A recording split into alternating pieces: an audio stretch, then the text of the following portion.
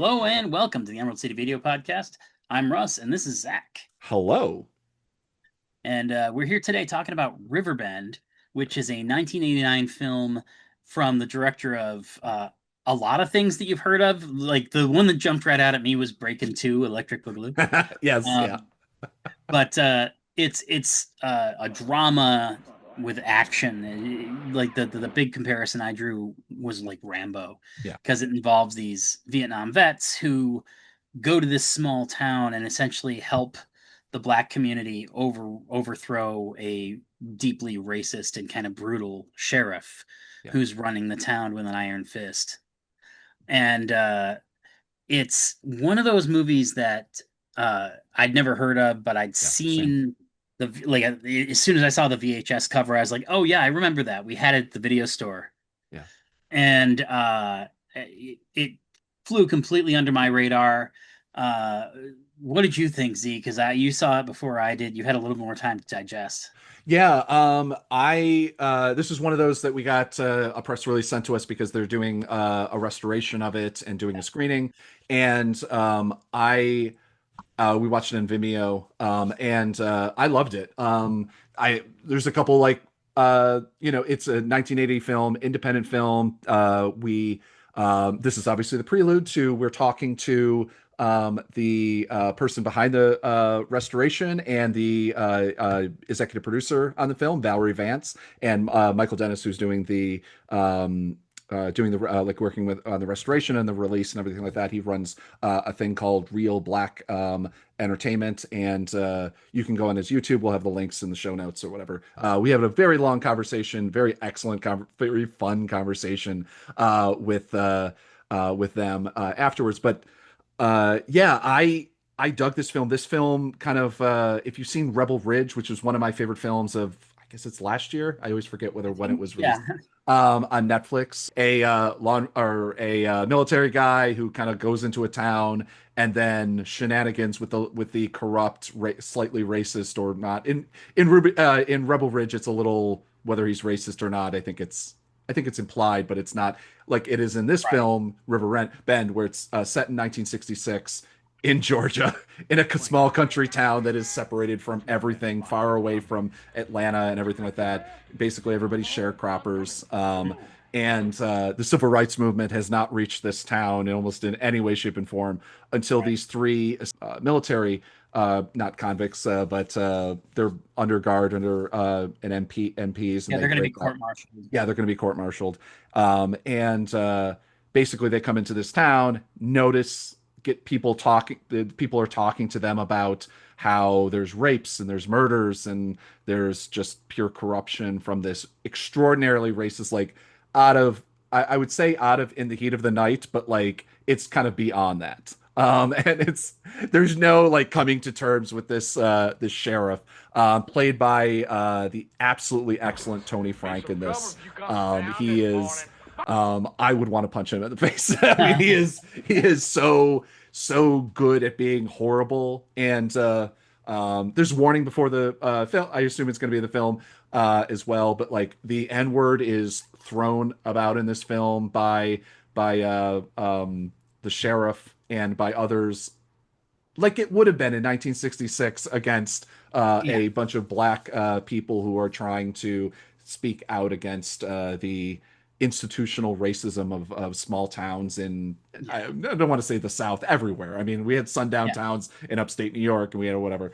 And so it is it's a film that kind of like reaches that, like you talking about like the other Sam Firstenberger's films like American Ninja and stuff like that, where you have character Sam Quentin, which I love the character's name so much, played by Steve James, and he has fighting skills, and basically every opportunity we have like fight scenes which are really fantastic in that like late 80s early 90s kind of way. And but yeah, I love the film a lot. I can't wait till it comes out. I wish I could go to see, they're doing a screening out in California October 14th, and wish I could see it in person because there's going to be a whole bunch of people there from the yeah. film and kind of surrounding the film. But there's going to be a Kickstarter too. They haven't officially started it, Mhm. but to do a re-release Blu-ray for the first time because it's really just been kind of festering in VHS hell, unfortunately. So Yeah, yeah, and also like it's not even like it got a big yeah. mainstream VHS release. Like the way they described it to us was that they Mhm. got like a printing and a half basically Yeah. on tape, and anybody who wanted to buy it for the last however many years, it's like the way to do that is go on eBay and pay $100 for it. Yeah. Yeah. And Yeah. so, And it didn't uh, have the, I mean, like they mentioned in this interview that obviously you'd be listening, they mentioned Spike Lee, Spike Lee's Do the Right Thing came out at the same time, but it wasn't like very clearly they weren't kind of connected in that kind of New York. The film was filmed in Texas right, for around 2.5 million bucks. And obviously didn't have that kind of connection to the indie cinema world that was just barely kind of starting with yeah. and definitely wasn't in Texas yet. I don't think that No, right. I thought like one of the things that was a lot of fun about it is that it's because it is an 80s movie. Yeah, You bounce back and forth between very serious scenes, and yeah, then like you'll cut to this scene where it's like two guys fighting basically because you need a fight scene yeah, here, yeah. Yeah, and yeah. you know, backed by like I can't remember who they said it was that did the score, but I described it as like Eddie Van Halen style guitar. Like there's some of these fight scenes that just like no, it sounds like Eruption. It's just like double tapping and like the Yeah, yeah, whole yeah. time. It was uh where is his name? Paul Loomis, who, as I said, he also was a composer of original songs for Barney in Outer Space in 99 That's 98, right. which Yeah. is he has a wild, small but wild career. I think oddly, like there's a lot of things where it's just like could they make this film like more mainstream and kind of add a new score.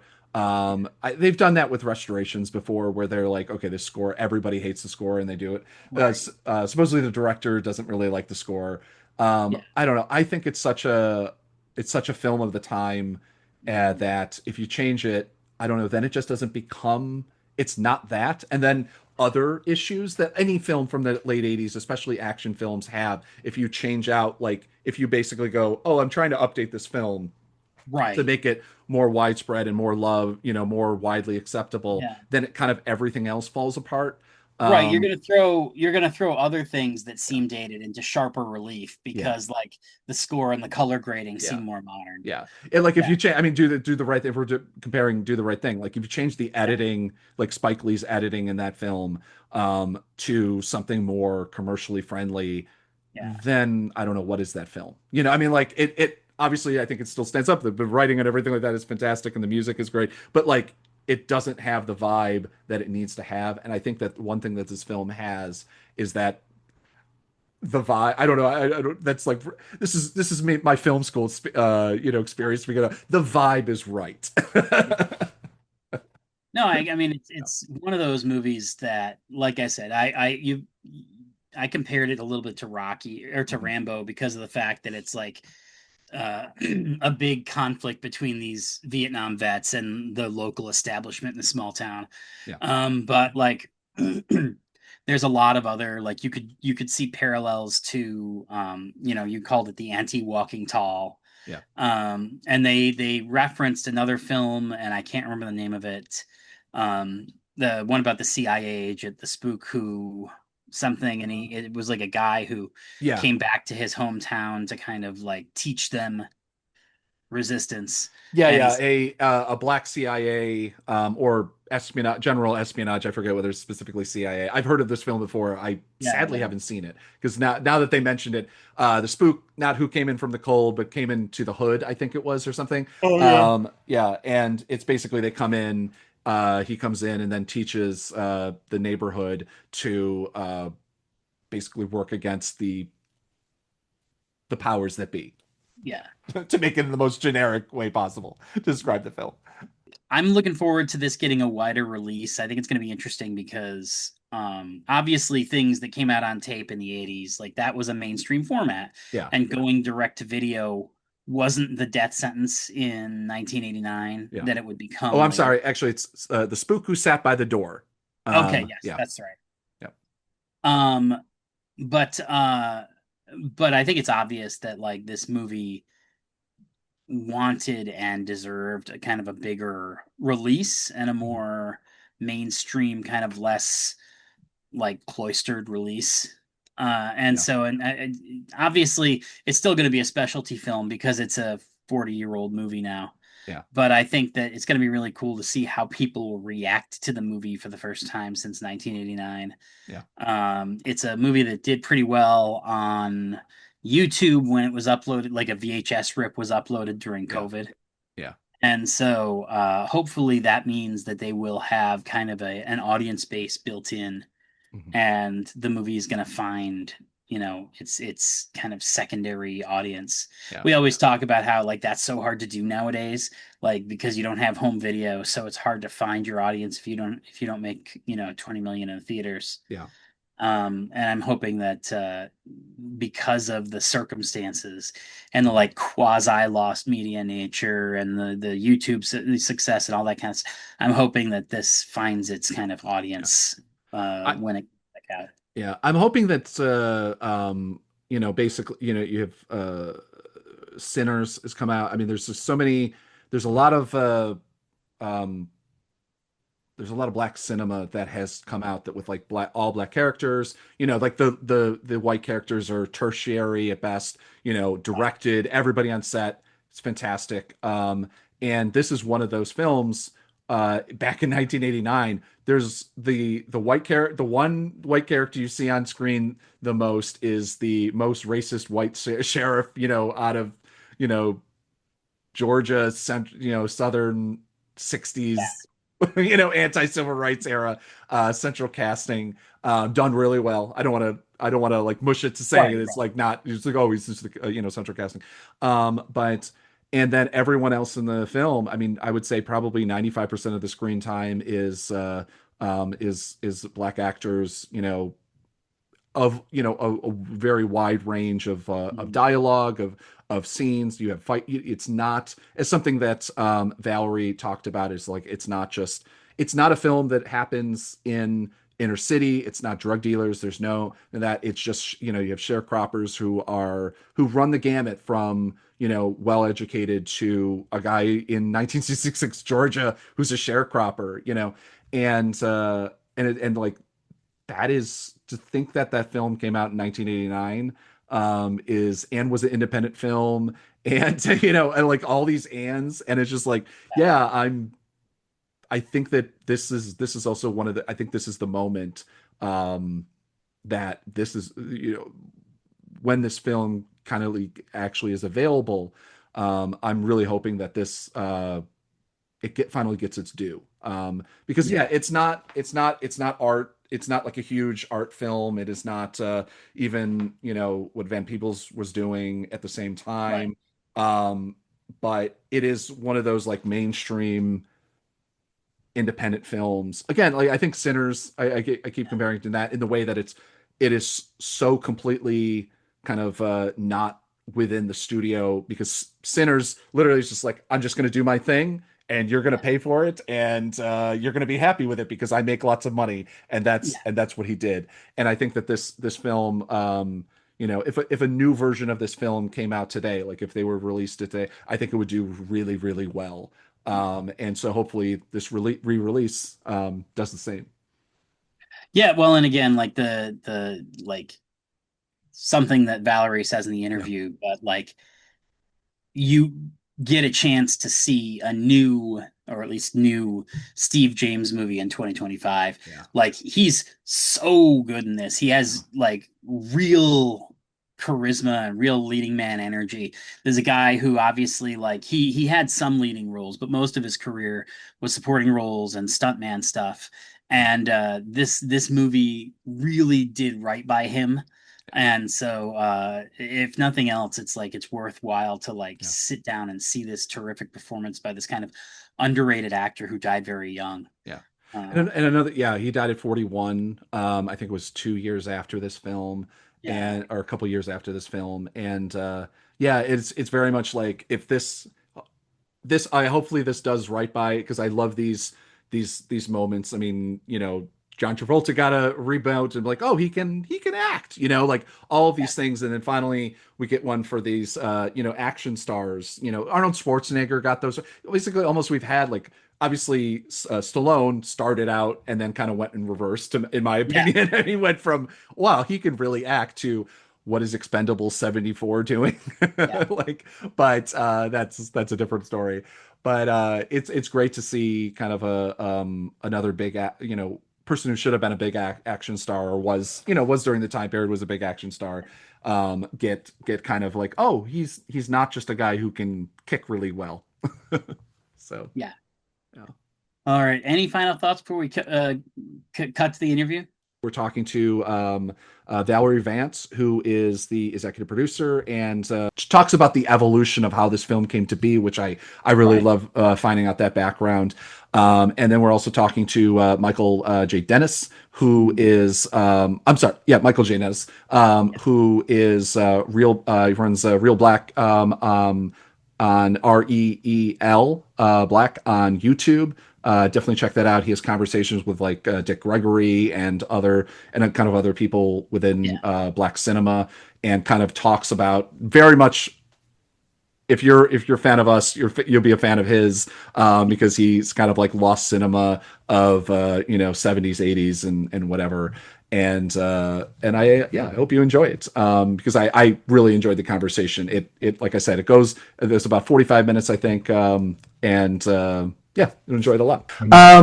So I mean, kind of said this a little bit before, but the premise of our podcast started out as two former video store clerks that missed the nature of like finding lost gems and basically becoming evangelical about them. Russ wrote a book about Josie and the Pussycats. We're both kind of working on one about Hudson Hawk, like two films, that should have been bigger. And how did you get into finding this? This, I guess, first question is for Michael. Like, how did you get into finding this film, and what did you love about it that got you so motivated? Brief aside, Harry Alphont and the Nancy, I think her name was. They were in my graduating class at NYU. But wow! Oh my God! I'll have to tell them you say hi. Yeah. Well, hey, look, everybody like disappears. Yeah. NYU takes credit for people when they have success. Yeah.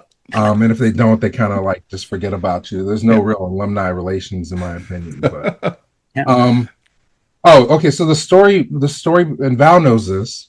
I mean, so it's Mike and Valerie Vance here, and we are in the process of screening Riverbend for the very first time in Los Angeles on October 14th, 2025. I don't know when people are going to see this or hear this, but you're certainly welcome to come out to the Aero Theatre in Santa Monica for that. But the story, I have a YouTube channel called Reelblack TV. And right before the pandemic, we kind of closed up shop of my brick and mortar screening series I ran for 16 seasons in Philadelphia. And part of that shift had to do with the growing number of people that were watching the channel. At the time we folded the event, we had about 400,000 subscribers. And they were all tuned to like consciousness raising content. And so I started taking the stuff that I've been showing brick and mortar and putting it on the YouTube channel, not thinking about rights or anything like that. It was just stuff that would have fallen between the cracks otherwise. And one of the movies that I included or uploaded in 2019 was Riverbend. It was a movie I had not really seen until right before that. Well, hang on. Can we mute my? You're gonna edit this, right? Yeah, Valerie, I'm just muting you for and then I'll unmute you for the next question. Thanks. Okay, I'll give you a tighter story then, since you're gonna crop there. All right, so rewind, start here. I'll put my hand up. So anyway, after 16 seasons of hosting a movie series in Philadelphia, I started shifting from brick and mortar over to YouTube. And one of the movies that I uploaded in 2019 was Riverbend. And not shortly after that, I got an email from, of all people, Sam Firstenberg, the director of the film. And it says, the header was like, I'm Sam Firstenberg, director of Riverbend. So immediately I'm thinking cease and desist, Yeah. But I open it up and it's like, he's like, thank you. You're doing a great service to this film because it was financed and produced independently and it needs all the attention it can get. And from there, we started a conversation because I'm always interested, like you guys, the story behind the story of a movie like Riverbend. And Riverbend's an interesting story. We can get into whether or not it was suppressed or banned or what have you. But it's a very interesting film because Black people take agency. Their characters have agency over their outcome. Most of the time, there's a white savior or a buddy, or there's no arc at all for the character. Mm-hmm. So I started talking to Sam along with my partner, Charles Woods, and a couple things started to happen. It was very serendipitous the way that this event occurred. So the first thing, it was Retro Fiend Radio put up a documentary, The Making of Riverbend, and it started getting a lot of traction. The same time we were doing our interviews, and around that same time, believe it or not, a 35 millimeter print of the movie showed up on eBay. And at the time, we were kind of flush, and I put a bid on it. And this is during COVID. So I won the print, and I'd never really been on 35 millimeter film before or anything like that. And it's coming from South Africa, and there's postage restrictions. So it literally took about 6 months for the film to arrive in this beat up box. And it stayed under my desk for another 8 months until I said, let me see what's on this. And it's sort of like going to Photomat. I don't know if you remember Photomat back in the day. Yeah. Without a projector, you don't know what's on the film until you get it back. This movie got scanned in a place called Cinespace in Boston. And they sent the files back and they were scratched to hell. Every any imaginable scratch. It must have went through every grindhouse projector between New York and South Africa, this print. But we decided we could get it cleaned up. And so I reached out to Deaf Crocodile Pictures because they'd just done Solomon King, and they did a tremendous job with that restoration. And Craig Rogers over there and Dennis Bartok, they took it in their spare time to digitally clean up this print. In the process of, and then we scheduled a screening in Denton, Texas, which isn't that far from where the movie was shot. And we started advertising on YouTube that we're doing this premiere, and I guess that's where Valerie could pick it up.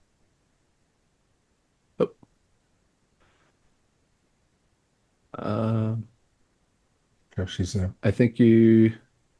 I think you may have to unmute yourself. Oh, does she know how to do that? She's got somebody with her. So. Okay, great. There you go. Sorry about that. I'm so sorry. Okay. Sorry, we're just having some background noise. Yep, go ahead. No, Riverbend was created. My husband Samuel Vance and I, and he is now deceased. But we were traveling from Atlanta to California. And we just kept going into these little small southern towns. And it was just amazing to me to see, being a military kid, just to see, the outcome of what happened during the 60s. And so we started talking. So that's how it was actually created. As far as the towns being backwards, the outhouses, all of that. Yeah. And I was just totally amazed. So the script was finally written, and I was in Texas meeting with the Dales, with Troy Dale. And Troy Dale was very special to me because I'm telling you, Riverbend is a godsend, even though it's so old and it was forgotten for a minute. But it was Troy actually was buying a company in Dallas, and I was working for that company in maybe about a month, not even a month in this company.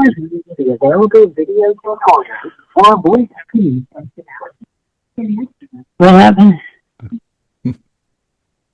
Hello? Yep, you're still here. Oh, okay. No, and so I was with this one company for about a month. Troy was going to buy into this company that I was working at. It was a talent agency. And so anyway, we just got to talking. And I said, I have some projects too. And he's like, really? So he said, well, why don't you bring me one so I can read it? And so I did. And we sat there and we got the proposal done for him really fast and precisely. Yeah. And actually, it was a beautiful thing. He loved it, and he put money into this film immediately. That's why I say godsend, because he didn't have to do this.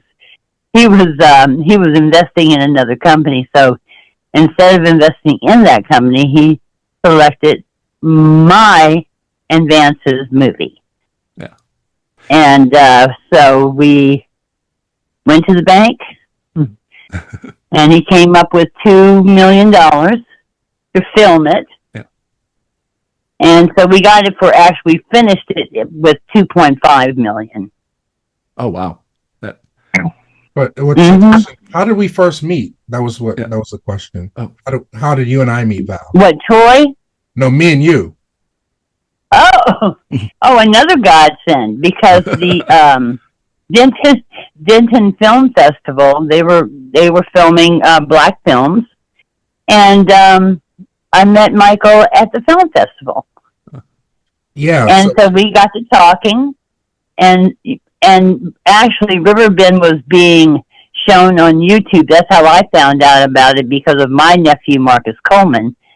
He called me up on my mother's birthday to say, guess what?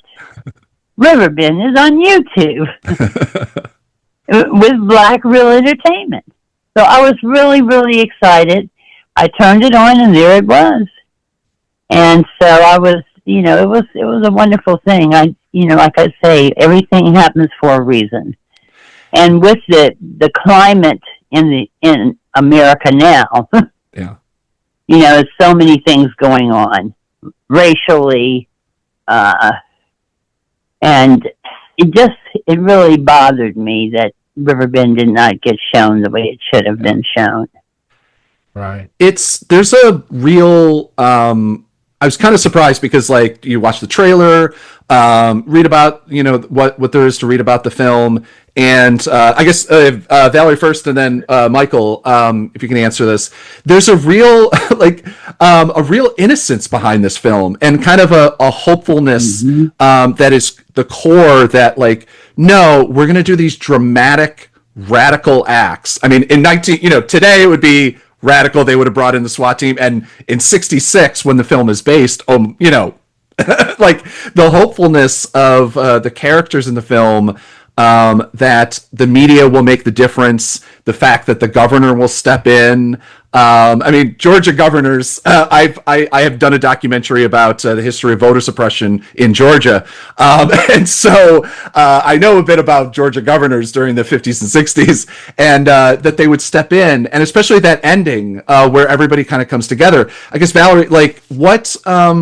if you can say, like, I mean, like, if you know anything, like, what was the kind of inspiration to not make it either kind of a dark and gritty, like maybe a John Carpenter would make at the same era, like, why you kind of it was a more of an inspirational film.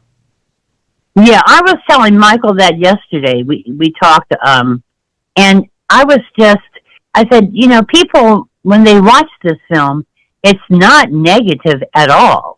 It was actually about bringing people together in this town for atrocities that were being done to them in that town. Yeah. And for them to experience what Black people had experienced in that town.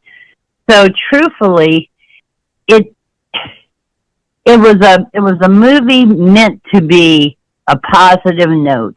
A few words were negative, of course, the N word, and but it reminded me also of what happened here in Georgia when the big riot started during the COVID crises. And people were just tired of what was going on in the city, and they just started rioting.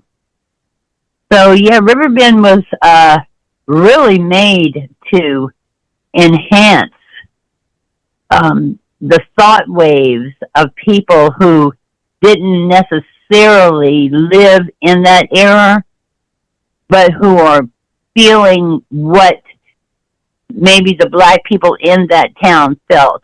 That's why the 3 Vietnam vets came into that small southern town. It's really the sheriff who was, he was the bad guy. But, he actually, Tony Frank, mimicked his own sheriff in his town. He was from Texas, and he said it was horrible. Yeah. So he mimicked the sheriff. So I just felt it was really important, to let everyone feel something as far as their inner selves and bringing people together as one. Yeah, I mean that's proven. Well, we did the screening in Denton, Texas, and that was the response. It was like, oh yeah, and this could have happened truthfully, yesterday. Denton, Texas. Can I just tell you this, Michael? Because I don't think I did. In Denton, Texas, they did the film festival. Okay, but the woman who was taking us around to introduce us to people, she said the Ku Klux Klan were very prevalent in Denton, Texas. And people actually came, they came into the town to see these people and film them and all this kind of stuff. Denton, Texas has a lot of Ku Klux Klan. Didn't know that at all. No clue. Yeah, I didn't know that either. I mean, but the festival's great. So, I mean, there's right. And she was telling the stories, and I was like, whoa, that's really heavy duty. And especially that Riverbend was coming into play. Yeah. It was just so special. So we knew we had something after the first screening, except the movie was missing about 10 minutes. Somewhere along the line, somebody had physically cut out the love story with Margaret, Avery, and Steve James. And we had replaced with Sam Firstenberg's participation. It was basically we replaced a lot of those scenes with VHS footage, but it was like going from like really clear footage to like grainy stuff. You could follow the movie, but it was an incomplete restoration at that point. No sound work had been done or anything. But that was January 2024. And in March 2024, I happened to take my class. I teach at Temple University to a premiere of a movie called Naked Acts, which was also a restoration of a movie from the 80s. And I didn't know it was going to be the world premiere of the film, that Lightbox Cinema had something to do with financing the restoration. I just wanted to take I remember the film from when it was out at the store when we had a video library, and I wanted my students to see it, and I filmed the Q&A, and there was a older couple sitting right next to me the whole time. And afterwards we struck up a conversation. It turned out I was sitting across from Dennis Douros and Amy Heller of Milestone Films. And they also run a nonprofit called missingmovies.org. Yeah.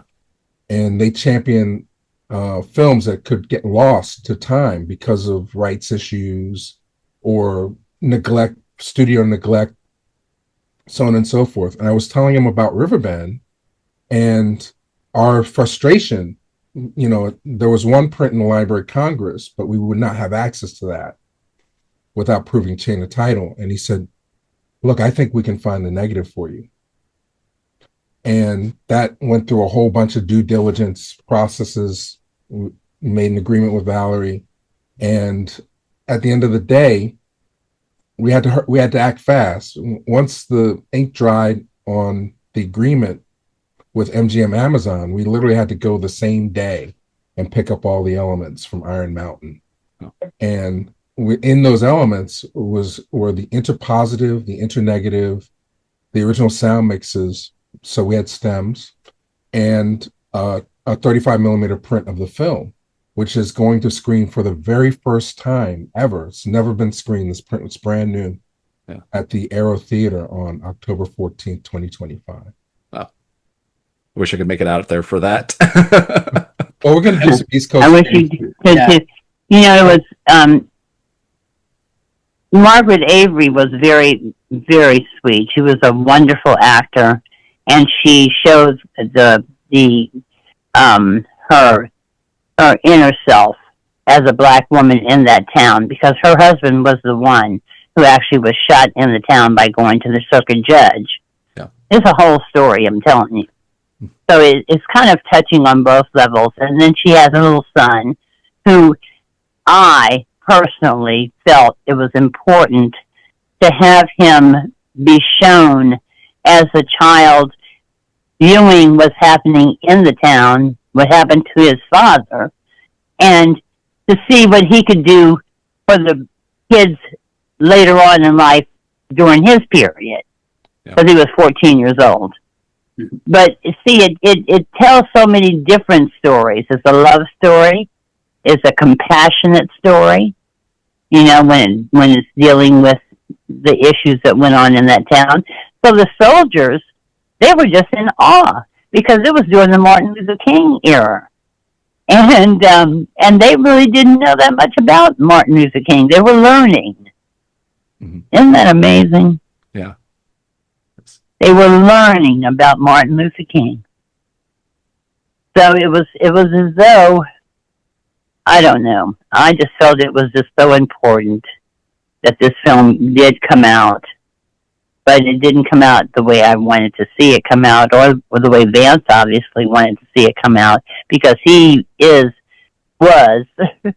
a Vietnam veteran who received the Purple Heart and Silver Star. Yeah. In Vietnam. So he would have been so proud that Michael, pressed on and tried to get something good out of this film.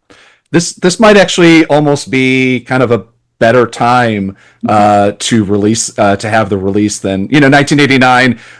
We're just getting over Reagan and and into Bush, the first Bush. But right now, I mean, again, as a person who I cover far right extremism, I was at the Unite the Right rally covering that. I've seen what this world is. I've been down to Georgia. There's still towns like this. Like I thought the town that you filmed it in Texas, I was like, this looks like this town I've been in covering a Brian Kemp rally where I got screamed at about people from Atlanta coming up to steal TVs on the subway, basically on the MARTA line. Like it's wild, like how much a lot of things haven't changed. But Russ, you want to follow up? Sorry, I was going to say that this is a perfect time for this movie, because so much of our history is being erased, very intentionally. Mm-hmm. So, I talked to Charles Woods a lot, and he has a phrase he calls admission by omission. Mm-hmm. It's when it relates to Black stories on the screen. Sometimes what we don't get is an admission of by omission. So every audience that's had a chance to see this film responds pretty much the same way. It's like, wow, this is a powerful story. I knew about this. Why was this kept away from me? And so it's a double whammy in the sense that, just as there's threats to the African American Museum in DC and all kinds of history being erased, different projects here and there being censored, we're coming out with this in a very bold way. If you see the poster, we have the Confederate flag on fire next to the American flag, so we're making a strong statement in terms of where we're coming from with the story. But at the same time, the response from people that get a chance to see this is the same. It's like, wow, not much has changed now, has it? Yeah. So, Right. And and that's the important thing. So much, if you really kind of, when you watch the news, you can't help but see that the same thing is going on in America. And, there are people who are trying so hard to make it better. If we could make this world a better place some kind of way, to shock people with a film, or reactions of actors who have really worked very hard in trying to show the positivity out of the film. For instance, like, even, I'm going to throw my nephew in because his name is Marcus Coleman. He is an activist, and he has worked so hard in helping people in Georgia and other places, not just Georgia, but LA. But he did the restoration of the Santa Monica, as a family who lost all their land, and he was part of that to bring them funds. And he works with restoration, and he's working with other projects. But the reason I'm saying this is because he was 14 years old when we put him in there. He didn't have a speaking role. He had one, but they took it out. But anyway, the bottom line is, it was just so important for him to see Riverbend in Denton, Texas, where people were, loving it. To include Steve James's daughter, she was just so proud of her father, and he passed of cancer. Yeah. So it's just, this story encompasses so many different emotions.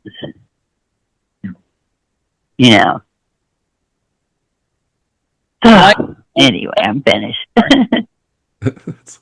Michael, one of the things I wanted to ask was, watching the film, it feels like it needs to be gritty. Like the film grain and the grit of the film and the color grading is so important. How hard is it to balance, like, getting the best possible restoration with the fact that it feels like it should look like a 1989 film?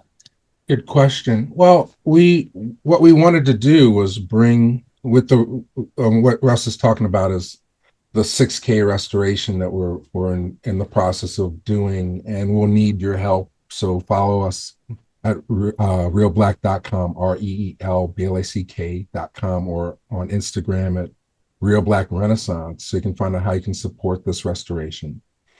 But it just comes from the quality of the elements that you have, right? So if you just have a print, which we started out with, the most resolution you can pull from a release print is 2K, right? Original camera negative, that's the primary, that's the very first generation of the image as it was recorded by the cameras on the set. Unfortunately, we didn't have access to that, but we had the next generation down, which is the interpositive, which is also color timed, right? So when we went to do this new 6K restoration, the goal was to give it as much of a film look as possible, but to remove any artifacts that existed in the negative as much as possible. You'll see a few specks and speckles here and there, but for the most part, the directive between me and Sam and Austin, who has Real Revival, he did all those scanning and restoration for us. He's located in Pennsylvania, Real Revival.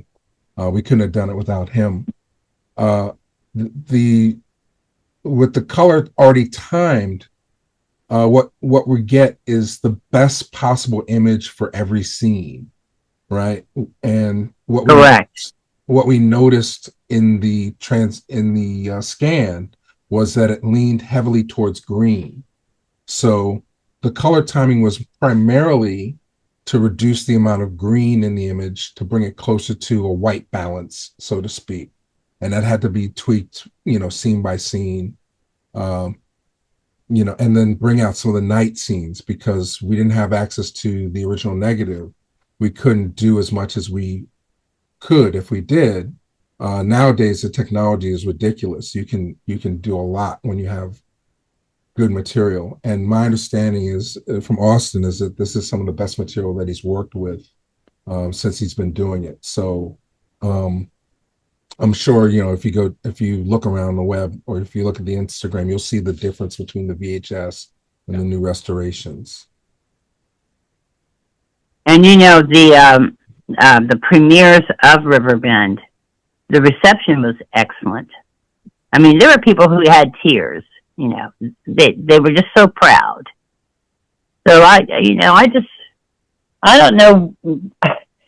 Riverbend was like a little angel that came that came to us mentally on the road to LA from Atlanta. So and did you gentlemen watch the screener or have you seen Yes, the sir. Yes. Okay. Yeah. So you know what I'm talking about. So all right, Yeah. so we're on the same page then. I mean it's shot on yeah, film. we were nominated for the Lone Star Award in Houston. Yeah. Nice. So it's shot on film and there's nothing like it. I mean, you can look at a new Blu-ray or 4K, and unless it originated on film, you don't have the same type of grain structure, contrast ratios, and so on and so forth. So it's gonna look good no matter. It's never looked as good as it will wherever you see it. If you see it projected on film from this pristine print that we've recovered, or if you watch it on Blu-ray sometime in 2026 or beyond, it's the best. It's amazing that this movie was rescued and we're able to restore it. I think. Well, Michael, I have to say that my mother from heaven played a very big part of that. It was on her birthday that I saw it on YouTube and found out about Riverbend being shown. That's why I say it's a little godsend. But I mean, it's got to be restored, and I don't know where it's going to go from here. One of the things that I found really interesting watching the movie is most kind of mainstream American films that focus on the Black experience are very urban. And this is a rural Black story. Do you feel like that almost lends to the urgency of getting it restored and getting it in front of people? Because it's presenting these stories that we don't see very often. Exactly. I believe that as well. I never thought about it that way. And I've been promoting Black film for 2 decades. You're right. We don't get to see this type of story very often, but I think what makes the film timeless and relevant is the fact that even though it was made in 1989, which is the same year as Do the Right Thing, year after Mississippi Burning, or around the same time as Mississippi Burning, and but the fact that Valerie and Sam chose to make it a period piece makes it a timeless effort, right? If this movie had addressed the same issues of police brutality and self-organization, and it was set in the 90s, I think it would be a very dated piece. But what's great about this one is that because there's a time distance already in the making the film, and there's so much attention to the period detail, that you can immerse yourself and project into your imagination various things, but you get to see what's exciting to me. When I met Valerie, I'll shift gears a little bit because I want Valerie to tell you don't know who Valerie Vance is. You don't know who you're talking to. This woman was one half a power couple. And sometimes all we get are these relics. If Riverbend had been successful, there would have been a slew more productions from Vance. And unfortunately, powers that be, circumstances, what have you, prevented that. But Sam Vance, like she said, was a Purple Heart winner. or I shouldn't say honoree. recipient. Yeah, recipient. You don't win a Purple Heart. But, No, you do not win that. I guess I won, right? You don't win a Purple Heart, but and he wrote a book called The Courageous and the Proud, which to this day is considered one of the best books about the Black Vietnam experience. And when they met, they both worked in Hollywood, and I guess you decided to leave, right, to start your own productions. I can hardly hear you. I guess you decided to leave in order to start your own production company. Oh, definitely. Yeah, when I went to Texas, yes. But what I want to interject is that Julius Tennant, I know he plays a radical guy. Being in this small town, he was like, and what are we going to do? We're going to teach these country people how to take over a town for national attention, And he was just excellent. And then Alex was the other one. He was kind of like the mediator between Steve James and Julius Tennant. So that it just kind of brought that whole little family thing of the three soldiers together respectfully for each other. Yeah, well, I mean, you also have to understand that Texas was a big center for independent filmmaking in the late 80s. So it brought together a lot of talent. I was talking to Alex Morris, who played Tony. I'm sorry, Butch, Lieutenant Butch in the film. And he said that when Riverbend came to Texas, it was everybody wanted in on that job. Everybody wanted the opportunity to be in an all-Black cast, primarily Black cast, independent production, financed independently in Texas. And it brought people from all corners of the state to audition. So what we get is the cream of the crop of Texas actors, and mixing with Hollywood as well, Margaret, Avery, and Steve James. The Julius Tennant's going to be at the premiere. He's gone on to great success as an independent producer. Alex Morris will be there, and Debbie James, who is the daughter of Steve James, will be there. And she's a singer. What is she, a singer? I met her in Denton, Texas. So she's pretty well known as well. She sings backup for Enrique Iglesias. She tours the world. Yes. Oh wow. Singer Debbie James. So the screener that we saw is not fully restored. Is that the scan that you were talking about from your print, or where does that fall on the continuum? Oh, well, I'd say it was at 80%. The sound and a few of the speckles were not removed, but that's pretty much the 6K scan, color corrected without a lot of dirt and dust removal. But I'd say it's 80% what you saw. We're going to do a little bit more in terms of that. We had discussions about doing a new mix of the soundtrack and different things like that, but we decided against it. We want people to experience the film the way that it was meant to be seen back in 1989, 1990. So we're not. I have one little issue with Sam. I'm trying to convince him not to cut a shot out of the film, but for the most part, it's director supervised and approved. So, Do you know? This is a weird question, and it probably won't matter to the audience, but just the captions that we got, is that part of the restoration, or is that something that Vimeo just threw on?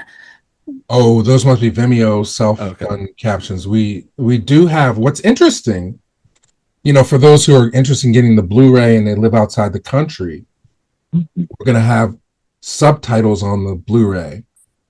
And the reason we're not going straight to 4K, and I know everybody who's listening is like, I want a 4K, is just the cost, involved. And we want as many people to get it as possible in the best possible quality.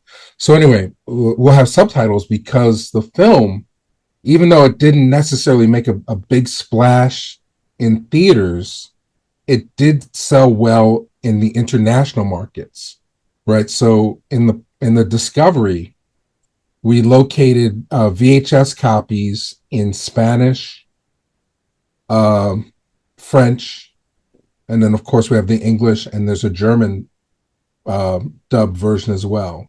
So with AI, we're able to do auto captioning and then correct the misspellings or the vernacular things, So the Blu-ray will have not only English subtitles, but French, Spanish, and German. Yeah, the one thing I was talking to Zach about is that because of accents, the like AI transcription, there's almost an irony to it. It was picking up all of the white characters just fine, but when the black character spoke, it was coming up with a bunch of typos. And I was just, man, this is not the movie for that. Oh, that's crazy. Yeah, that's crazy. But you enjoyed the film? I mean, what do you think? Yeah, very much. Yeah. Yeah. And had you seen it before, or I hadn't. No, like I said, I've seen it on the shelf. I've seen the VHS box, but I'd never watched the film. That's how I felt when I first we had it at the store I worked at, Video Library, and for whatever reason, it just never appealed to me. Nobody ever came back saying, "Hey, you got to check this out" or anything, until I met Charles Woods, who's my mentor. He's a film historian. He used to run a video store in Times Square called the 43rd Chamber, and when I first met him, he gave me a copy of it. And then when I found out later, we were going through a storage unit, he had 5 VHS copies in his collection of this movie. And I'm like, why that and The Outcast, those were his 2 shows. He's like, these have to make it to DVD at some point. Yeah.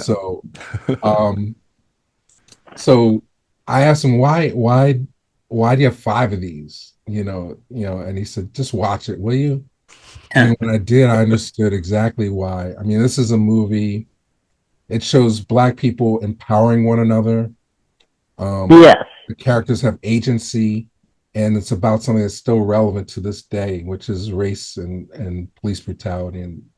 And there's a part in Riverbend where Steve James is, he's talking to the soldiers in the town, the young guys, and he said, "I don't ever want to hear you use the N word ever. You are Black men. You are proud." And that just brought tears to my eyes. It was just so important that was relayed through the film. These guys, because they were really tortured in that town by that sheriff. And Tony Frank played the sheriff. He couldn't have been a better hit sheriff, period. And but he explained how the sheriff in his town in Texas, actually, he said you couldn't even probably walk on the side of on the sidewalk with him. That's how bad the sheriff was in Tony Frank's life. So, I'll say too, the monologue that you're talking about comes immediately after one of the sheriff's biggest scenes, the scene where he goes to the house and he's being held at gunpoint and he kind of backs out talking all the trash. And so it really, like, the importance of that monologue is really it's really emphasized by just seeing that guy drop the N-word 32 times in the scene before. Yeah. Yeah. Seriously. It's one thing I don't want to say I like the usage of the word, obviously, but within the film, it is used in the casual way that if you ever meet a genuine to their core racist, the way that Tony Frank plays the role, just the casual nature. It's not intended to hurt. It is just the way, like that speech in the church. It's the way he was born. Yeah, the speech in the church. The way he was taught. Exactly. Yeah, where he talks about my daddy, in the church where he's threatening the young man, where it's just like talking about a dead N-word, and it is just like that. It's somebody who's interviewed some of these people. It is. Oh yeah. It is like really one of the most real kind of things outside of like two films that I've seen and absolutely loved recently, Rebel Ridge and Sinners. I feel like this is their. I guess it's not old enough to be their grandfather, but it's like, it's like their father in a lot of ways, where you have these real, genuine characters that they could exist in any town in the South, and kind of how it plays out, and also having like kind of that strong, like, and not like crazy radical, that would kind of like push out some people, like Sam Quentin, which I love the name, by the way. Sam Quentin, his character is like walks that like perfect line of where it's just like, no, he's not like a complete crazy radical, whatever. It's just, this is the way we have to do it, and that confidence and that his character exudes is just, it's just stunning. I mean, it's just he is fantastic. I've loved him as an actor in American, all these different roles he's done. Oh yeah. But like this, it is one of those. I'm like, wow, he actually. I mean, he's. I want to say, obviously, I only wish he was still around so we could be seeing some of his roles now. He was our hero. Yeah, no, he was fantastic. Well, this was his first starring role. Yeah, Yeah, it was his first starring role, and I just couldn't believe he got sick, and but yeah. So I think he was very proud of this film. Oh, most definitely. When you read articles, interviews with him at the time, he one of them is from the New York Post or Daily News rather. It says from Tonto to hero in 10 years. So people. Yeah, and they called it the Magnificent Seven. Yeah. Yeah. So a lot of people, Answer to Mississippi Burning. And those are articles that I have, that I saved everything anyway. Right. But they all love this movie. That's what's really amazing. Well, a lot of people don't know necessarily how he got the role, or Sam Firstenberg became attached to the movie Riverbend. Comes as a direct result of Steve James's death scene in the movie Avenging Force. Steve was constantly lobbying Canon Pictures for the opportunity to star in a movie.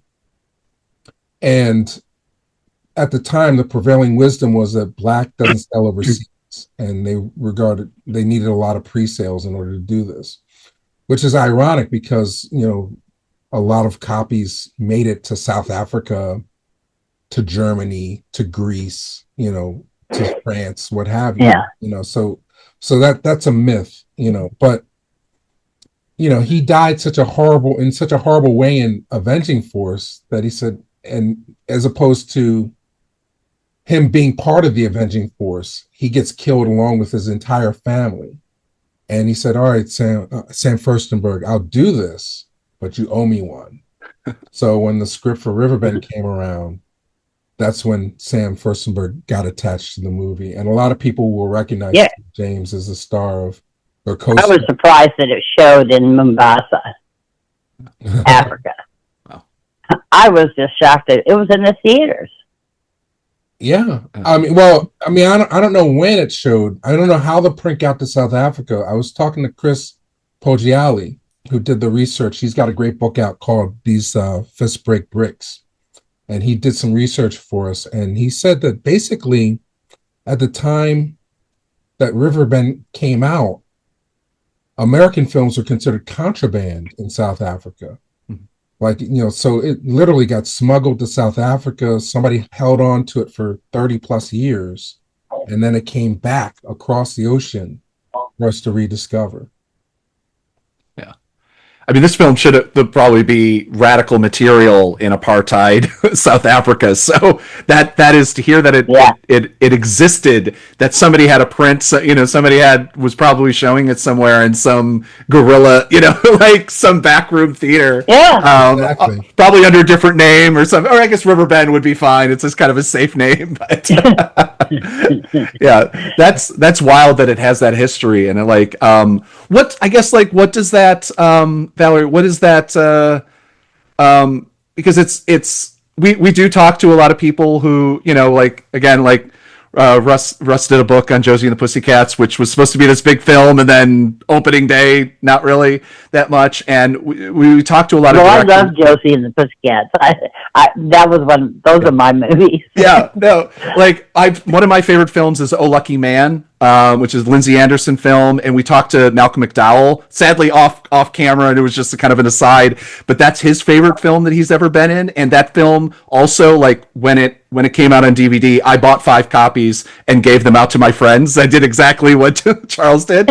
And what does it feel like, I guess, to have this build up to this premiere and to find out these things about, it aired in South Africa, it's got, that there was this love for this film. It was kind of before, now we have the internet. So we all these guerrilla and cult films that exist. We kind of, directors can find out and producers can find out that their film was loved if they go on Reddit or something like that, and pretty easily. But this, literally, people might have been, beat up if they had this film in their possession, but they still had it. Yeah, it was, Intercontinental Releasing. I will love them forever because they gave me the reel to show, really just to keep as a souvenir, from the Houston Film Festival. And it's the way people received Riverbend and the little premieres that we did have. I mean, I'm telling you, people had tears in their eyes, and they were just like, wow, this is really happening, So it's just it's a heartfelt movie. Yeah. That I will never forget the experience. I feel like it's correcting an injustice. This film really should have reached more eyeballs when it came out. Instead, it got They relegated. shouldn't have made it. Whoever tried to say that it was a radical film, it's not as radical as is projected from movies I've seen before. Riverbend, like I said, was a heartfelt story of a town that was taken over by these ex-Vietnam vets who were for atrocities that happened in their town. And these people, let me back up because I just messed up. But the thing about the 3 soldiers was that they wanted to take it over for national attention. They wanted people to know that Martin Luther King was coming out with, freedom for people and trying to bring about another thought wave as to how people are to be treated. Well, that I totally agree. And Margaret Avery, I love one part about her because there's a certain scene in the movie that she was with Vanessa, the young girl that was in the town that was raped by the sheriff. She told her she busted into they had arrested the sheriff, and so she busted into the little courthouse, and she was going to shoot that sheriff. But Margaret Avery, being the woman that she was, whose husband was shot and killed by that sheriff, she said, baby girl, don't be like him. You do not want to do that. It'll happen in time, to show what he has done. But you don't want to be like him. Yeah. And so I thought that was just so important as a black woman whose husband had been killed because he took these papers to the circuit judge, you know, saying, you know, bottom line is, don't do that. You don't want to kill this man. Let him suffer. Let him see the changes in this town. Yeah, there's a strong theme of justice versus revenge, and that's the razor's edge that holds all the tension in the story. You know, are these folks seeking justice, or do they want revenge? And that's the tension that we feel throughout the movie. And depending on what side of the fence you are when you're watching it, you're going to feel one way or the other. But it does resolve in a very hopeful way. Yeah. Yeah, if you have a well-rounded mind, you will be able to see the differences. It's interesting, when Zach and I were talking about the film, he kind of referred to it offhandedly as the anti-Walking Tall. And the original one, not the not the but to me, I thought that was actually a really interesting observation, because Walking Tall, leaving aside the fact that the real life guy was a racist sheriff, killed his wife. We've discovered now, but yes, anyway, but yeah. But leaving that aside, it was at its core a revenge story. So it really is, like, as much as you can draw parallels between things like Walking Tall and Rambo with this film, like, this is at its core a more hopeful and, like, kind of heroic interpretation of that story. Well, I think, I don't know how you feel about this, Valerie, but I feel like you said earlier, I mean, it's a thin line. I mean, you know, like, we have a clip on the channel where Dick Gregory's talking about the rights of Black folks in America and how we fought for education over liberation, and that none of us as Black Americans really know what it's like to be free, in a sense. And I think that this movie, if it has any precursors, and yes, there is a deep exploitation root, you know, like if you like watching beyond, you know, watching American Ninja movies, if you like the Burt Reynolds, you know, movies like Gator and White Lightning and things like that, you're gonna definitely feel some connection to the action that's in this movie, you know. But what's great about this movie is that, you know, for 90 minutes we get to imagine ourselves empowered. And what would that be like, you know? If we self-organize, it's something, again, admission by omission. A lot of people watch this movie and they say, oh, that could never happen, you know. And it could happen. They miss the point. It's not necessarily whether or not you can have an armed rebellion in a small town in the United States. It's whether we can take what we've learned and use it to help one another. You know, exactly. I think the precursor to this, and correct me if I'm wrong, Val, is a movie from 1973 called The Spook Who Sat by the Door. Is that something you were? I slightly remember that movie. Okay, it's about a CIA agent who goes back to his neighborhood and teaches the local gang how to take over the community. So, you know, so yeah, there's lots of precursors. I mean, I don't want people to think, oh, this is all message. I think it's great that this movie had a message, especially now when so many movies are afraid to say anything except entertain. You know, and because you know, and you see all these drug related movies and all of this stuff, and it's like, it's really, if you go into some of these homes, you will find out it's not like that totally, you know. And we don't want to be projected as drug dealers, street people, hoodlums, you know, prostitutes. That's not real in this world. I mean, we have it, just like you have it in the white world.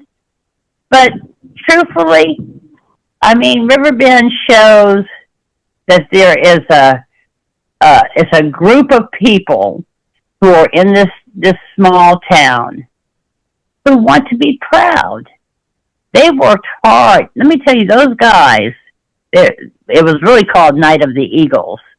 That's what the movie was entitled.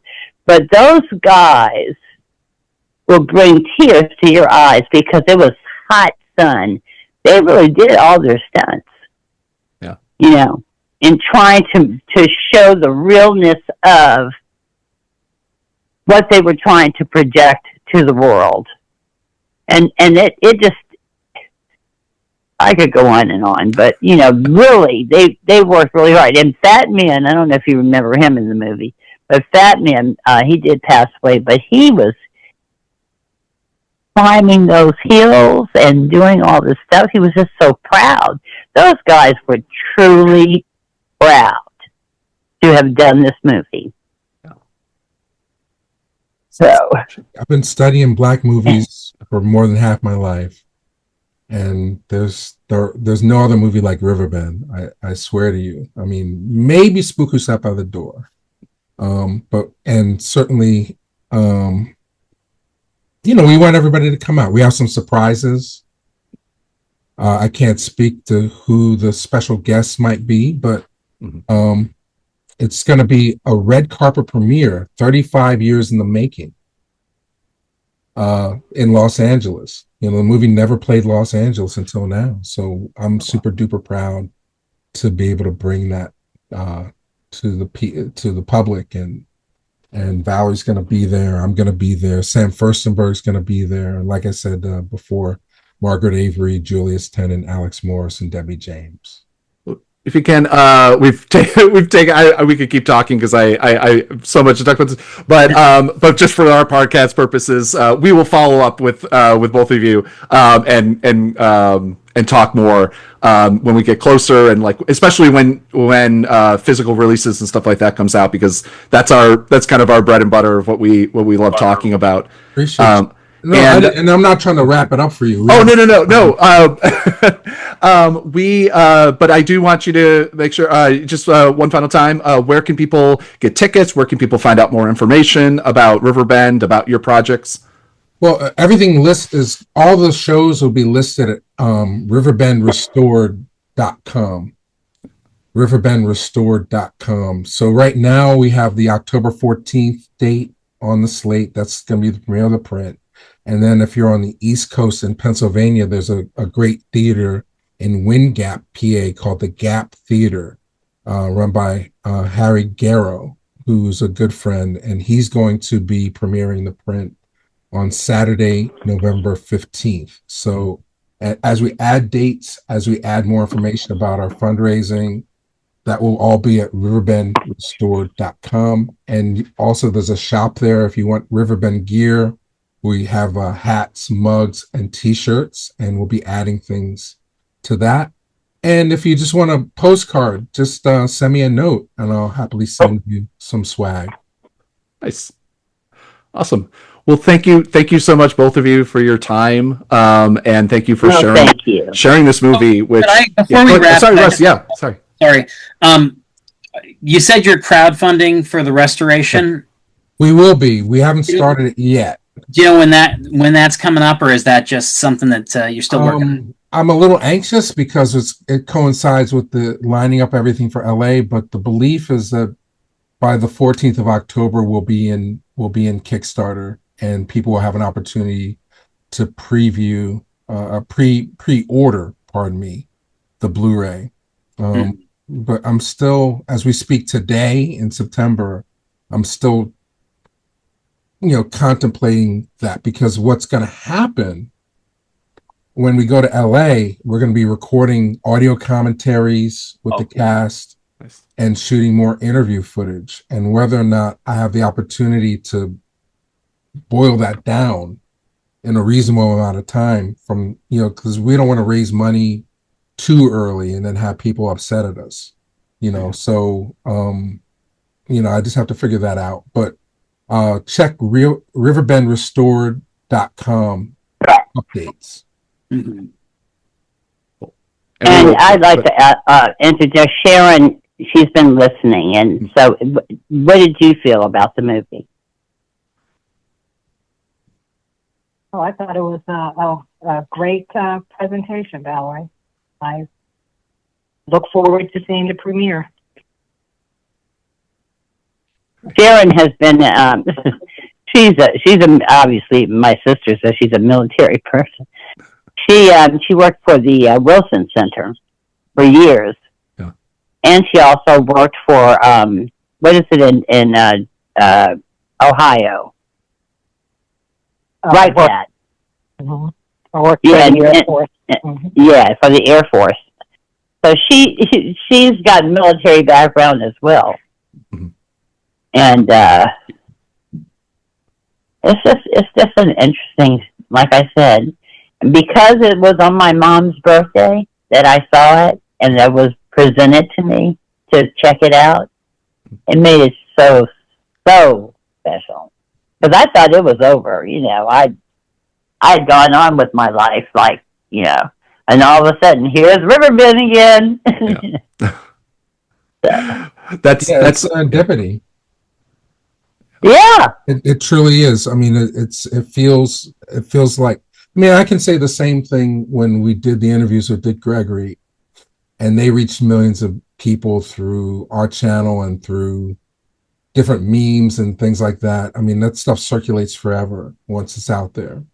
And I felt at the time I was just a conduit for the message.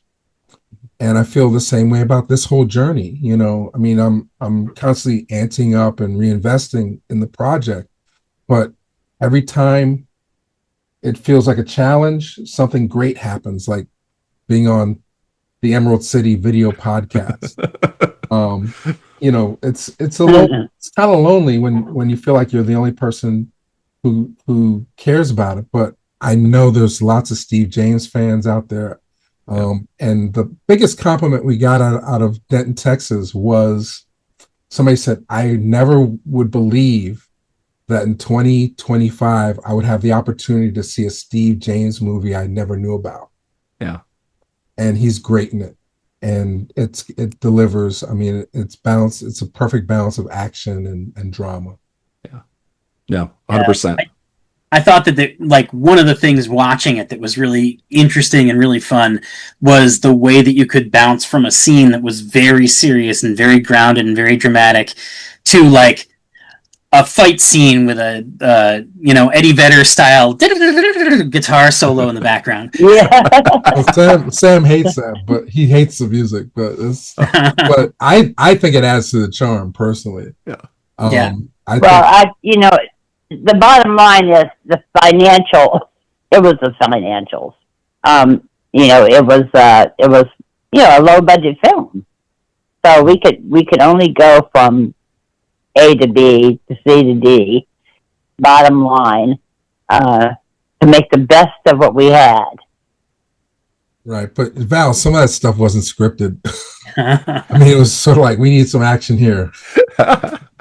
You two guys, come here. We're gonna improvise. I will say, the one of the funniest things, because this is it's always challenging when you have a movie like that, but there's that scene where Steve tells the sheriff, let's take this outside. Yeah. And it's with due respect to the gentleman playing the sheriff, there's no believable scenario where he holds his own against Steve James for 5 minutes. Yeah. And so it was one of those scenes where you're just man, they did a good job of making this work, because it's a premise that just no, that shouldn't last more than 20 seconds. We talk about that in the commentary. We have 2 commentary tracks on the Blu-ray, one with Sam and Debbie James, and then one, as we said, we're about to record. And so I asked Sam about that. It's and you'll have to buy the disc to find out how he feels about that scene, but it's a classic. That just reads to me as the absolute, what's the phrase, the give me the confidence of a mediocre white man. The idea that the sheriff and you see Steve's muscles bulging out. Yeah. Literally the only, because it's a dark alleyway, so it's literally the only thing you see is the glistening muscles, and then you see this pudgy middle-aged white guy. The women, the women, Yeah. they couldn't wait to spray Steve with the sweat. May we spray you, Steve? He's like, sure. Oh, that's remember that story for the commentary. Yeah. Yeah, that was really cute because the girls were just going crazy over him. I mean, seriously. Yeah. He was a bona fide movie star coming to Texas. Yeah, it's a great story. That's incredible. Yeah, that's just incredible. Yeah, thank you. And I want to, honestly, I will thank Troy Dale because he believed in this film and he went for it, and he hadn't done a lot, he hadn't produced a lot of films or anything like that. He was a very warm person. And so I thank him for that, for Riverbend. Yeah, for part of, bringing about the story. Yeah. The way I would love to have seen it, obviously, if we had a bigger budget. A larger budget, but... and Troy has a small role in the film as well. So. Yeah, I was just saying that. Yeah, he took a small role. Yeah. I love the idea. I love, like, not only finding out about this film, watching it, and then having this conversation, finding out that, like, because I mean, it doesn't read to me. There's a lot of indie film, obviously, happening in Austin and Texas, and you have with Linklater and like in the '90s, and knowing that it's an indie film from Texas, which that town reads as Georgia, like so much. So well chosen on the whoever did the location scouting, well played. It does not read as Texas, but it's I can't wait to like listen to the commentaries and listening to everything that you're coming out with, because I love, if nothing else, I love, as an indie filmmaker myself, I love hearing the behind the scenes of, like, okay, we got $2 million. We have to take over this entire town. For national attention. And the head of the police department, their radicalism, trying to figure out what are these people doing to this town, Texas, in the middle in the 80s, I can't imagine it honestly would be too much different than it is now, but exactly. That's what I was thinking too. Yeah. Oh my goodness. So funny, but true. My God. Well, thank you so much again. Like I said, we can just keep going, but I have to edit at some point. But we will follow up with both of you when we get closer to like new releases, and obviously reach out to us anytime you want to, either promote the new the DVD, or the Blu-ray, or any projects or anything that you want to talk about. We're happy. This is like so much down our alley. I'm so happy that we're able to get this out of. I was just like, this looks really interesting. We got the press release from your guy, and I was just like, we usually just ask for, it's like, let's check it out, and then I read into it, and I'm like, this is something we got to do. Like, thank you so much to Valerie and Michael for joining us. I really appreciate that, or we really appreciate that.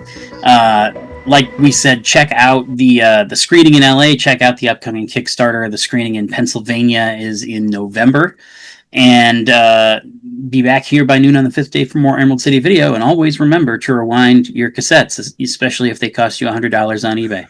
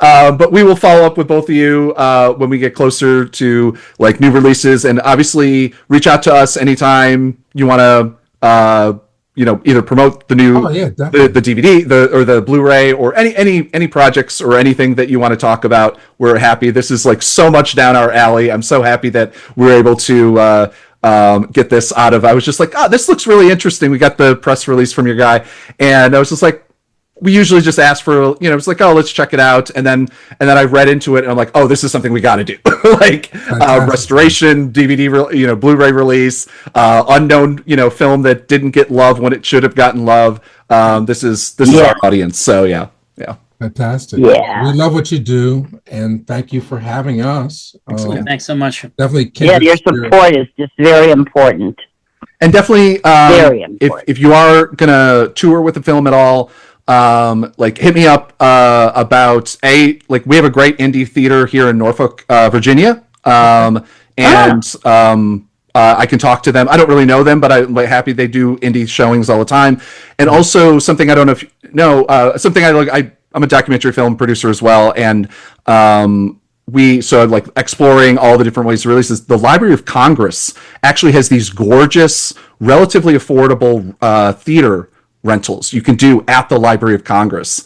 And just like in DC, that would be an amazing place. But also, I'm a member of the National Press Club, and they also have theaters there too. I'd be happy to connect you with anybody in DC to make a showing of this happen. Yeah, I need to follow up. I mean, I want to get the language is a big issue, but I believe it should play. See, that's where we differ, because I don't see the language. I mean, they use the N-word. I mean, during that period, it was just the way it was, and they were trying to change that. So I don't see it being a negative entity in the film, because what they were trying to do was show that this is not going to happen anymore. We don't want this to happen anymore. Well, okay, so I don't know. I mean, we finished, but I don't know. Can we talk just a little bit so you have it, and then sure, happy use it? Yeah. This film was suppressed. It went straight to video. Yeah. After like a 3-week run in New York, it went and a couple screenings.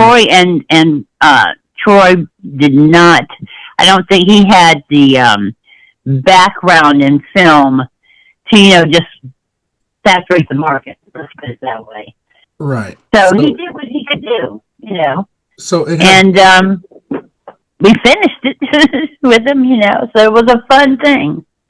Yeah. A positive thing. Well, I mean, but the movie was repressed. It had one. Oh yeah. It had one pressing on VHS. Well, actually, two, because it was on Prism first, and then a later one is Prism Paramount.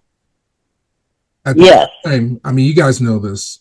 VHS copies were going for retail between $49 and $99. Yeah. Mm-hmm. Right. So it made it impossible to make it a collectible, and most stores were only buying 1, maybe 2 copies of it. Because it wasn't a widely known film. It wasn't Titanic, which you can find anywhere. Any Goodwill, you'll find a Titanic.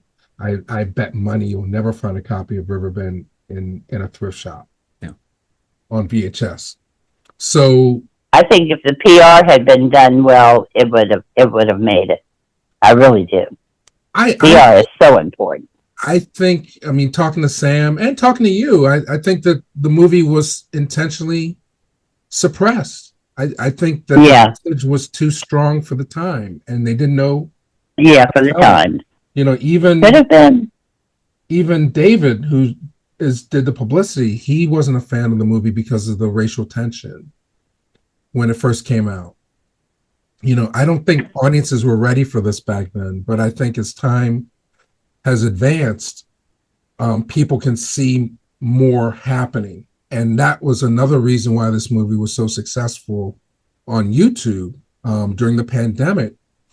People wanted a connection to their past, and Reelblack TV was a place that afforded them an opportunity to see video that otherwise would be falling through the cracks. So, this racked up over 40,000 views in less than 2 years. Yeah.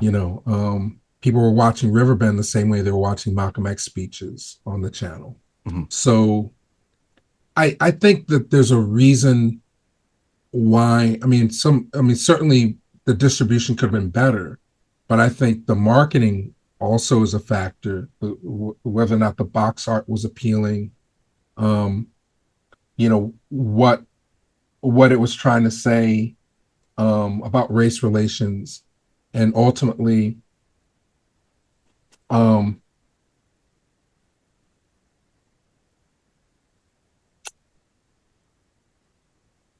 I just don't know if people are ready for this. I think they are now.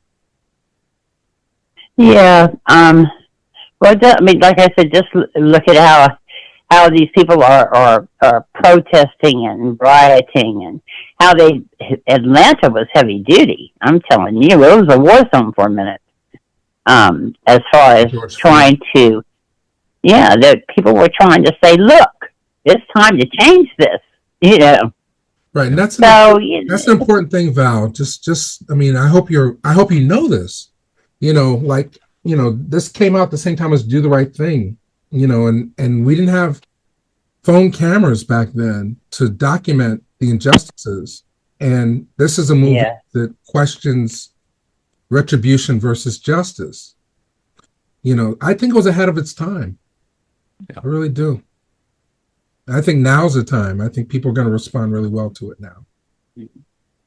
Oh yeah, and another little funny part was, and I'm not going to say another word, was when they were all when the white families were gathered. Wait, you're going to spoil it? No. Okay. Well, okay. You like the scene? I love that scene. There's and Troy's three in that scenes we scene. agreed to That's why talk I about. said We're that. not going to talk about that one. You will have to buy the Blu-ray or head over to California and get a ticket. Exactly. That's true. That is very true. Yeah. That's always an excellent. I love having a tease. That's. I know he was going to say, "Don't you dare tell that part." Well, we want to save some of it. Really. But, okay. So anyway, I agree. I just thought we were just talking on a personal level. Well, if you agree not to use it, you can ask. Yeah, of course. Sure. Yeah. Number. What scene were you talking about, Val? Yeah. Just so they know. When they were going into the church and they were herding the people into the church, mm-hmm. and Troy, being the good guy in the town, he was like, "What?" He had a friend that was one of the soldiers. He's like, "What's going on?" and he said, the black guy goes, "I love you, Troy," but basically what Troy's name was. But right now you're white. So you got to go on into the church. Okay? Yeah. It was just funny how he said it. It was really experience what we've experienced. Yeah. So that gets a laugh. It was cute. Nice. So it was really actually it's a funny part in the film. Yeah, I think that humor is such an important piece of films like this. I always share this anecdote with people, but when I was in high school, I got to meet Reuben Carter, Hurricane. And there's a scene in the film where Denzel Washington is talking to the family for the first time, and he says this thing that's not really funny, and then he and laughs to himself. And that's a thing that Reuben used to do all the time. And it's because he spent so much time in solitary confinement, he had inside jokes in his own head that nobody else understood. Yeah. But they don't explain that in the movie. They just let it sit there and be a weird thing that the guy did. And it every time I've watched it with people, they laugh at that because they're like, "What the fuck is this guy doing?" That's wild. So, thank you again. So, did you get the social media pack? I just added some before and after clips to the folders. so you can see.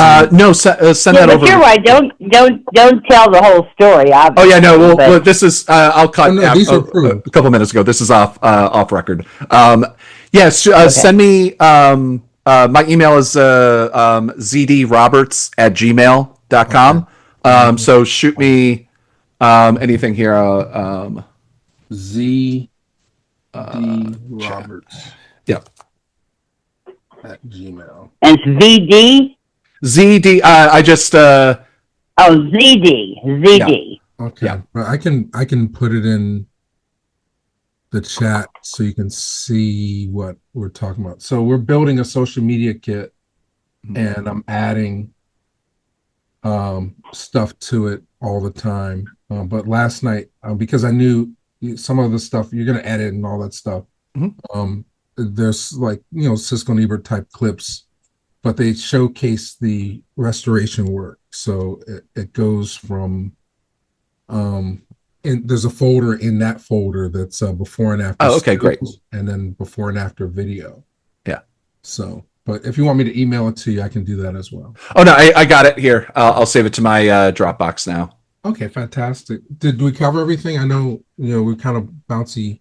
Oh, yeah, no, I kind of bounced around, but I think I think we covered. I definitely we got whether we had a bunch of other questions, More than but like we that ended up, we ended up covering. You ended up answering them without us asking them. So, I love these kind of conversations. That to me, like if I'm listening to a podcast, it keeps me kind of a little bit more along with it. If it's a little bit of bouncing around as opposed to question answer. So, Okay, fantastic. Yeah, no. Well, as long as you have what you need, then I guess. Okay. All right, fantastic. Thank you so much again. Thanks, guys. Really Thanks for your time. Thank you. I'm the hell out of your film, so I'm looking forward to what you guys are up to. Yeah. No, appreciate your support, and we'll get you copies when they're available. So Awesome. Terrific. Thank you so much. Thanks Have so a great much. Thanks. Have a good one. Okay, you have a beautiful day, Thank too. you too. Thanks. a positive day. Yes. Okay. You too. Bye. All right. Before we record the intro, I gotta go get a glass of water. Yeah, no worries. I'm like the med I take for ADHD. Yeah. Dry mouth, and so after an hour of talking, I'm like. Yeah, no, I get it.